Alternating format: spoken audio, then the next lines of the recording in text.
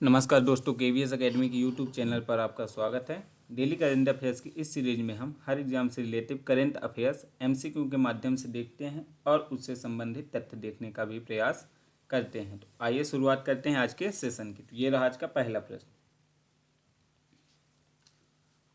गोवा उत्सव दिवस प्रतिवर्ष कब मनाया जाता है? तो ये रहे आपके पहले ऑप्शन। 19 दिसंबर, 26 जनवरी, 15 अगस्त, 14 नवंबर। कमेंट करके बताइए क्या होगा इसका सही आंसर। तो इसका सही आंसर होगा आपका 19 दिवस। ठीक है ना। देखते हैं इससे रिलेटेड तथ्य। तो 19 दिवस को ऐतिहासिक घटना की 63वीं 63 वर्षगांठ मनाया जाता है। ये कब से शुरुआत हुई? तो ये 1961 में पुर्तगाल से मुक्त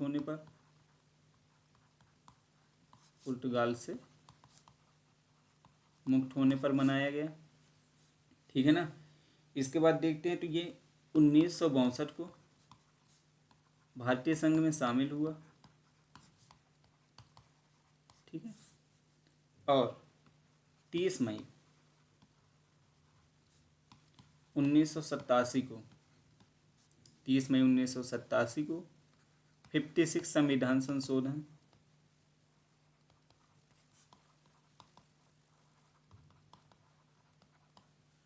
के तहत इसे राज्य का दर्जा दिया गया।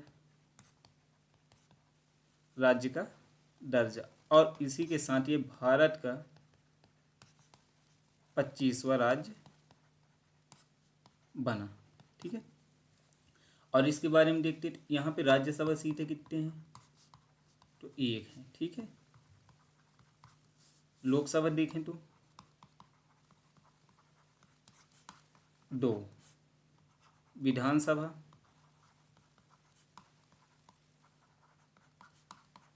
40। यहाँ के मुख्यमंत्री प्रमोद सावंत।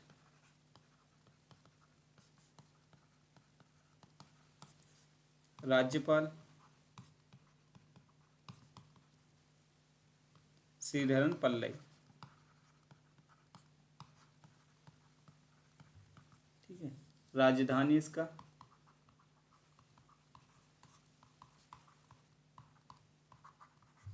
पणजी। देखिए हमने इसके बारे में क्या क्या देख लिए। पहले देख लिए ये मुक्ति कब हुआ? 1961 में। किससे मुक्त हुआ? पुर्तगाल से मुक्त हुआ। इसके बाद 1962 में इसे भारतीय संघ में शामिल किया गया। 30 मई 1987 को 56वां संविधान संशोधन के तहत इसे राज्य का दर्जा दिया गया। इसी के साथ ये 25वां भारत का 25वां राज्य बन गया। ठीक है। इसके बाद देखिए राज्यसभा की सीटें यहाँ कितनी हैं? 1 है। लोकसभा की सीटें 2 हैं। विधानसभा कितने हैं? 40 हैं। यहाँ की राजधानी क्या है? पणजी है। ठीक है। आगे देखिए सीएम कौन है? प्रमोद सावंत है। और राज्यपाल क्या है? श्रीधरन पल्लई। इतने देख लिए इनके बारे में। आगे चलते हैं। गगनयान मिशन के लिए CE-20 क्रायोजेनिक इंजन किस संगठन से विकसित किया था? ठीक है। किस संगठन ने इसे विकसित किया? पहला ऑप्शन है आपका इसरो, दूसरा है नासा, तीसरा है एयर स्पेस एक्स, चौथा है रोसकोसमोस। ठीक है। जल्दी से बताइए क्या होगा इसका आंसर। तो आपका इसका आंसर होगा इसरो। इसरो के बारे में देख लेते हैं। इसरो का फुल फॉर्म क्या होगा? Indian space research organisation. ठीक है ना। इसरो के जनक देखें कौन है? विक्रम साराभाई। ठीक है। इसरो की स्थापना कब हुई थी? जल्दी से बताइए इसरो की स्थापना कब हुई थी? 15 अगस्त 1969 को। मुख्यालय कहाँ है इसका?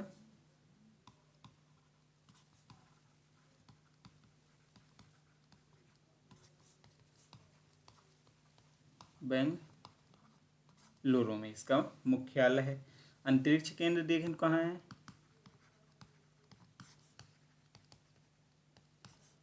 श्रीहरिकोटा।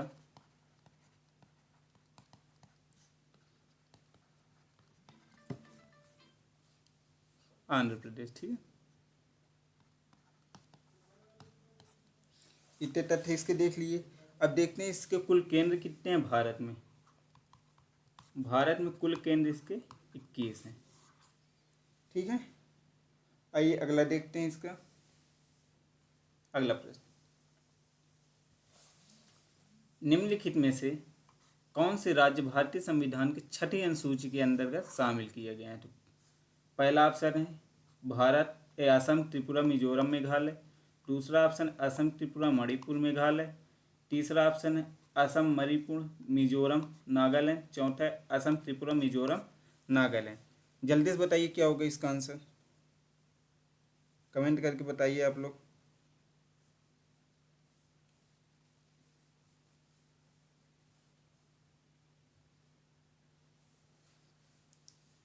इसका आपका आंसर होगा असम त्रिपुरा मिजोरम और मेघालय। ठीक है, तो देखिए ये राज्य के छठी अनुसूची के अंतर्गत शामिल किया गया जो स्वदेशी समुदायों के अधिकारों की सुरक्षा और विकास के लिए जनजातीय क्षेत्रों के प्रशासन का प्रावधान करता है। ठीक है, तो पहले देख लेते अनुसूची कितनी है संविधान में। तो कितनी अनुसूची हैं, 22 अनुसूचियां हैं,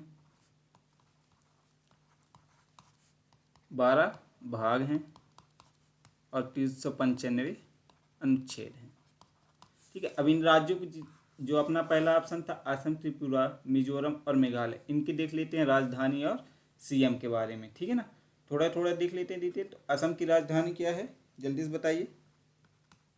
गुवाहाटी। ठीक है, गुवाहाटी। और इसके सीएम है हेमंत बिस्वा। हेमंत बिस्वा। त्रिपुरा के बारे में देख लेते हैं। तो त्रिपुरा की राजधानी क्या है, आगरतला। और सीएम देख लेते हैं तो क्या है, माणिक शाह। माणिक शाह। मिजोरम की देखते हैं और मेघालय की देखते हैं। तो मिजोरम का क्या होगा, आइजोल। आइजोल। सीएम कौन है, लालडुहोम। ये सब नए सीएम। ठीक है ना। मेघालय जल्दी से बताइए क्या है राजधानी। तो मेघालय का है शिलांग। और यहाँ के मुख्यमंत्री हैं कॉनराड संगमा। इसके बारे में देख लिए, कितने फैक्ट देख लिए। पहले देखे कितने अनुसूचियाँ भारतीय संविधान में, 22 अनुसूचियाँ, 12 भाग, 395 अनुच्छेद। इसके बाद इनके असम के राज्यपाल मुख्यमंत्री हेमंत बिस्वा। मिजोरम त्रिपुरा के मुख्यमंत्री कौन है, माणिक शाह। मिजोरम के हैं लालडुहोमा। और मेघालय के हैं कॉनराड संगमा। आगे देखते हैं, गंगा नदी डॉल्फिन टैगिंग परियोजना किस मंत्रालय की पहल है। केंद्रीय जल शक्ति मंत्रालय, केंद्रीय पर्यावरण मंत्रालय, केंद्रीय विज्ञान एवं प्रौद्योगिकी मंत्रालय। और आपका अगला ऑप्शन क्या है, केंद्रीय कृषि मंत्रालय। जल्दी से बताइए क्या होगा आंसर आपका। तो आपका आंसर होगा केंद्रीय पर्यावरण मंत्रालय। ये असम की पहली बार गंगा नदी डॉल्फिन को जीआई टैग में वन्य जीव संरक्षण की महत्वपूर्ण उपलब्धि हासिल हुई है। 19 दिसंबर 2024 को केंद्रीय पर्यावरण मंत्रालय द्वारा घोषित किया गया, जिसका उद्देश्य था डॉल्फिन को प्रवासी पर्यटन और आवास उपयोग के सक्षम बढ़ाने के लिए। ठीक है, अगला देखते हैं, हिंदी के लिए साहित्य अकादमी पुरस्कार 2024 किसे प्रदान किया गया। किसके लिए, हिंदी के लिए साहित्य अकादमी 2024। पहला ऑप्शन है गगन मिल, दूसरा है अरुंधति राय, तीसरा है कमला त्रिपाठी, चौथा है अभिनव जयक। जल्दी से बताइए क्या होगा आपका आंसर। इसका आंसर होगा गगन मिल। देख लेते हैं, यह हिंदी गगन मिल और अंग्रेजी में स्टर्लिंग क्रीक को दिया गया है। यह पुरस्कार भारतीय भाषाओं के उत्कृष्ट साहित्य योगदान के लिए दिया जाता है। यह पुरस्कार उपन्यास, लघु कथाएं, कविता, निबंध, नाटक सहित विभिन्न विधाओं पर कवर किए जाते हैं, मतलब विभिन्न विषयों पर दिए जाते हैं। इस वर्ष कुल 8 कविताएं पुस्तक, ठीक है, 3 उपन्यास, 2 लघु और संग्रहण, 2 लघु कथा संग्रह, 3 निबंध, साहित्य आलोचना की 3 कृतियों सम्मिलित की गई हैं। अगला प्रश्न, HSBC इंडिया की HSBC ताज क्रेडिट कार्ड लॉन्च करने के लिए किस कंपनी के साथ साझेदारी की। Indigo airlines, Indian hotel company, भारतीय रेलवे, एयर इंडिया। जल्दी से बताइए क्या होगा। तो इसका आंसर होगा इंडियन होटल कंपनी। देखते हैं इसके थोड़ा डिटेल। तो HSBC इंडिया ने इंडियन होटल कंपनी IHCL के साथ साझेदारी में HSBC में ताज क्रेडिट कार्ड लॉन्च किए। यह सह ब्रांडेड लग्जरी कार्ड है जिसे हाई प्रोफाइल और अमीर भारतीयों के लिए डिजाइन किया गया है। यह वीजा के साथ इस सहयोग का उद्देश्य भारत में अभिजात वर्ग के बीच विशेष सेवाओं और यात्रा का अनुभव में बढ़ती मांग को पूरा करना है। ठीक है, इसका ये उद्देश्य था। अगला देखते हैं। हाल ही में SBI ने नए प्रबंधक निदेशक के रूप में किसे नियुक्त किया है। पहला शेखर सिंह, दूसरा रजनीश कुमार, तीसरा है राजीव सिन्हा, चौथा है राम मोहन राव अमरा। जल्दी से बताइए क्या होगा इसका आंसर। तो इसका आंसर क्या होगा, जल्दी बताइए। राम मोहन राव अमरा को नियुक्त किया गया है। ठीक है, यह 18 दिसंबर 2024 को प्रभावी होगी। इसकी नियुक्ति प्रधानमंत्री नरेंद्र मोदी की अध्यक्षता वाली कैबिनेट की नियुक्ति समिति पर मंजूरी दी गई है। अमरा इससे पहले SBI के उप प्रबंधक निदेशक और मुख्य जोखिम अधिकारी के रूप में काम कर चुके हैं। अगला प्रश्न, किस भारतीय मंदिर ने सुरक्षा उत्कृष्टता के लिए स्क्वाड ऑफ ऑनर का पुरस्कार जीता है। पहला राम मंदिर अयोध्या, दूसरा काशी विश्वनाथ मंदिर वाराणसी, तीसरा कृष्ण भूमि जन्मभूमि मंदिर मथुरा और चौथा है माँ विंध्यवासिनी मंदिर मिर्जापुर। तो आपका सही आंसर होगा राम मंदिर अयोध्या ने। राम मंदिर सुरक्षा प्रबंधन उत्कृष्टता के लिए जीता। यह पुरस्कार ब्रिटिश सुरक्षा परिषद द्वारा 5 सितारा सुरक्षा ऑडिट और ऑन साइट मूल्यांकन की आवश्यकता होती है।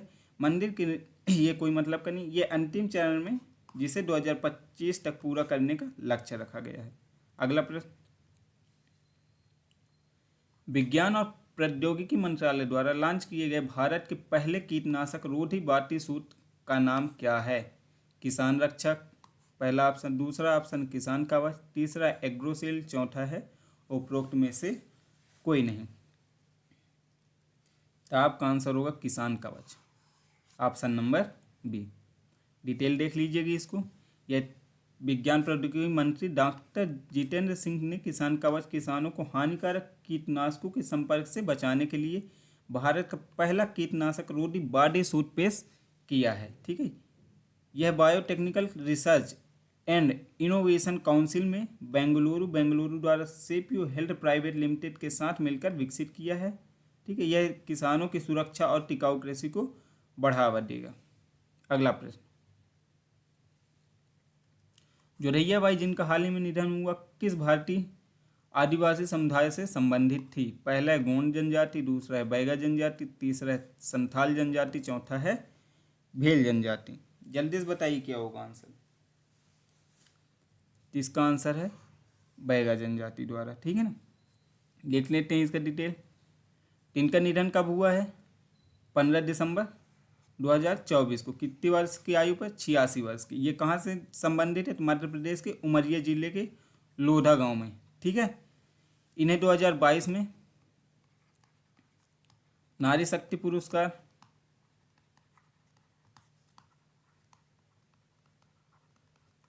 और 2023 में पद्मश्री से सम्मानित किया गया है।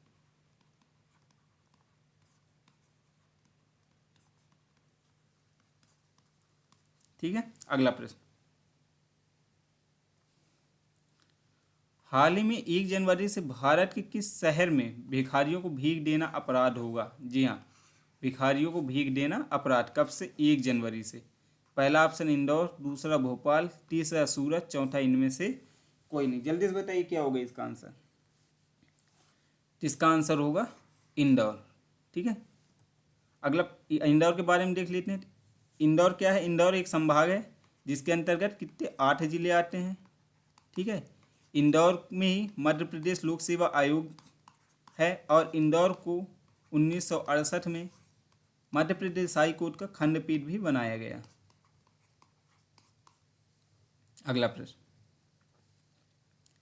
फीफा पे अवार्ड 2024 में पुरुष खिलाड़ी का पुरस्कार किसने जीता? पुरुष खिलाड़ी Lionel Messi, Vinicius Junior, Rodrigo हाइडेज, नेमार। जल्दी से बताइए क्या होगा आंसर, जिसका विनीसियस जूनियर ने जीता। ठीक है, अगला प्रश्न, हाल ही में इजराइल में उत्तर पश्चिमी सीरिया के किस शहर के पास एक शक्तिशाली हवाई हमला हुआ? दशमिक, टारसस, अलेप्पो, होम्स। जल्दी से बताइए क्या होगा इसका आंसर, इसका आंसर होगा टारसस। अगला प्रश्न, हाल ही में लू या हीट वेव को प्राकृतिक आपदा किसने घोषित किया है? लू को प्राकृतिक आपदा, राजस्थान, गुजरात, उत्तर प्रदेश, मध्य प्रदेश। जल्दी से बताइए क्या होगा इसका आंसर, इसका सही आंसर होगा मध्य प्रदेश। मध्य प्रदेश ने लू को प्राकृतिक आपदा घोषित किया। अब मध्य प्रदेश के बारे में जान लेते हैं थोड़ा थोड़ा। इसे राज्य का दर्जा कब हुआ? 1 नवंबर 1956 को। राजधानी क्या है इसकी? भोपाल। यहाँ के राज्यपाल कौन है? मंगू भाई पटेल।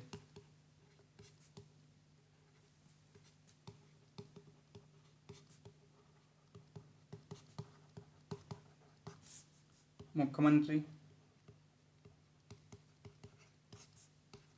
डॉक्टर मोहन यादव। उप मुख्यमंत्री, उप मुख्यमंत्री 2 हैं यहाँ। ठीक है, पहले हैं राजेंद्र शुक्ला,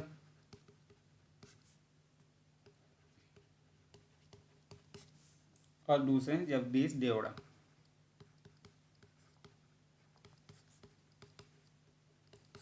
यहाँ विधानसभा सीटें कितनी हैं?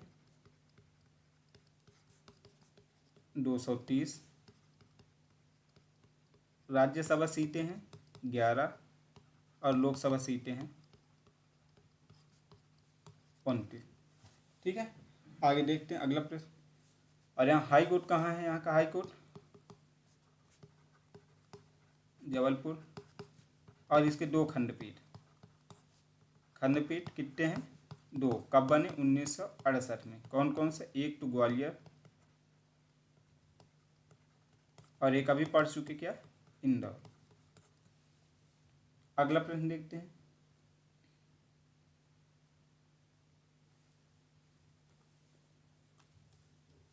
हाल ही में नेफेड का प्रबंधन निदेशक किसे नियुक्त किया गया? किसके? नेफेड के प्रबंधन निदेशक। पहला अनंतनाथ, दीपक अग्रवाल, राजीव खन्ना, अभ्युदय जिंदल। तो आपका आंसर होगा दीपक अग्रवाल।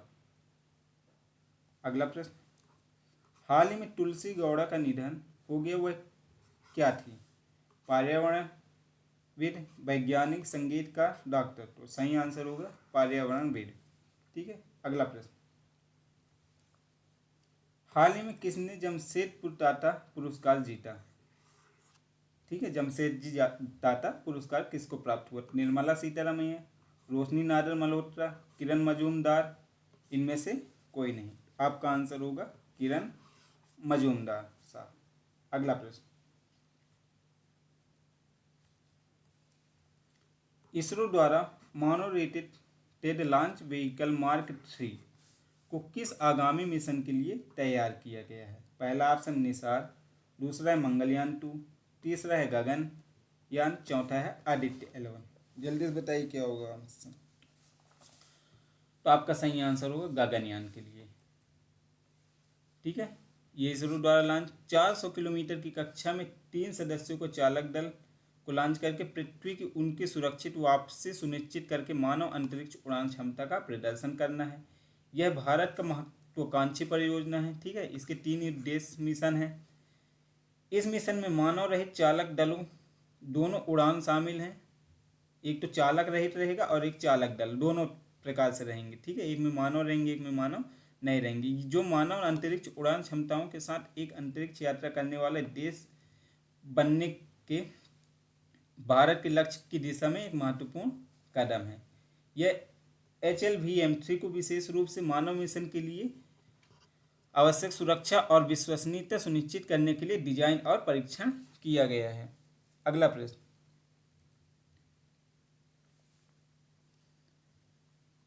भारत में अंतर्राज्यीय जल विवाद न्यायाधिकरण के बारे में निम्नलिखित में से कौन सा कथन सही है? क्या बोला है? कौन सा कथन सही है? पहला कथन आपका, अंतर्राज्यीय नदी जल विवाद अधिनियम 1956 नदी जल बंटवारे के संबंध में राज्यों के बीच विवादों को हल करने के लिए न्यायाधिकरण की स्थापना का प्रावधान करता है। दूसरा आपका कथन है, अंतर्राज्यीय जल विवाद न्यायाधिकरण का निर्णय सलाहकार होता है और इसमें शामिल राज्यों की पर बाध्यकारी नहीं होता है। तीसरा, कृष्णा जल विवाद न्यायाधिकरण आंध्र प्रदेश, तेलंगाना, कर्नाटक, महाराष्ट्र, कौन कौन से? आंध्र प्रदेश, तेलंगाना, कर्नाटक, महाराष्ट्र के बीच विवादों को हल करने के लिए स्थापित पहला न्यायाधिकरण था। पहला ऑप्शन है आपका केवल 1 और 2, दूसरा केवल 1 और 3, तीसरा है केवल 2 और 3, चौथा 1, 2, 3, 4। जल्दी से बताइए क्या होगा।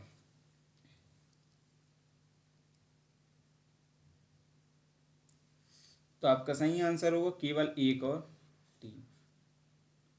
देखते हैं इसका डिटेल।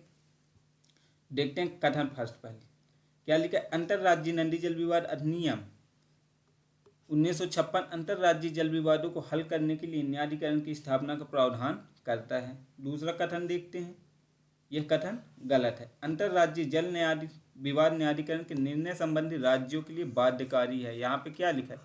बाध्यकारी नहीं है, अर्थात दूसरा नंबर गलत है। ठीक है, तीसरा सही भी है। कृष्णा जल विवाद न्यायाधिकरण आंध्र प्रदेश, तेलंगाना, कर्नाटक, महाराष्ट्र कितने राज्यों के बीच? 4 राज्यों के बीच। ठीक है, अगला प्रश्न, निम्नलिखित में से कौन सा अपराध और अपराधी ट्रैकिंग नेटवर्क और सिस्टम का प्राथमिक उद्देश्य है? पहला, भारत में सभी अपराधों और अपराधियों के लिए एक केंद्रीय डेटाबेस स्थापित करना या NCRB डेटा तक पहुंच की निगरानी और विनिमय करना। तीसरा, साइबर डोमेन और अपराधों की जांच को सुविधाजनक बनाना। चौथा, वित्तीय धोखाधड़ी और धन शोधन गतिविधियों पर नजर रखने के लिए। तो आपका सही आंसर होगा ऑप्शन नंबर ए।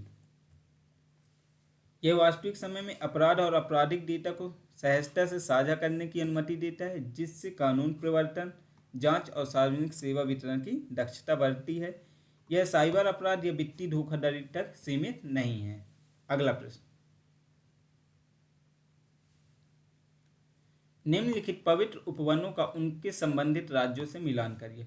पवित्र उपवन और ये राज्य। ठीक है, तो पहला खांसी पवित्र उपवन। अब देखिए क्या क्या होगा। तो खांसी पवित्र उपवन झारखंड, सरना पवित्र उपवन कर्नाटक, देवराकट्टू राजस्थान, ओरांग मेघालय। ठीक, जल्दी से बताइए क्या कौन सा होगा। इसका सही आंसर होगा ऑप्शन नंबर ए। पवित्र खांसी उपवन का संबंध कहाँ से है? मेघालय से है। ठीक है, सरना पवित्र उपवन का संबंध झारखंड से है। देवरा कड़ू का संबंध कर्नाटक से है और ओरांग कहाँ से है? राजस्थान से। तो कौन सा ऑप्शन होगा आपका? Option number A. आइए देखते हैं अगला। एक बार और नीचे देख लीजिए। खांसी पवित्र उपवन मेघालय में पाए जाते हैं। खासी जनजाति द्वारा बनाए रखा जाता है। सरना पवित्र उपवन झारखंड में स्थित है, आदिवासी समुदाय द्वारा पूजनीय है। देवरा कड़ू कर्नाटक में पवित्र उपवन है, स्थानीय समुदाय द्वारा बनाए रखा जाता है इसे। ओरंग राजस्थान में पवित्र उपवन है, यह अक्सर लोक देवताओं और पर्यावरण संरक्षण से जुड़े हुए होते हैं। अगला प्रश्न, तो ये रहा आज का करंट अफेयर्स। कैसा लगा आपको हमारा प्रयास? कमेंट करके ज़रूर बताएं और हमारे टेलीग्राम चैनल से जुड़ने के लिए नीचे दिए हुई डिस्क्रिप्शन में उसकी लिंक दी हुई है, जिसे आप जाकर ज्वाइन करें और हमारे टेलीग्राम चैनल से जुड़ें। बहुत बहुत धन्यवाद।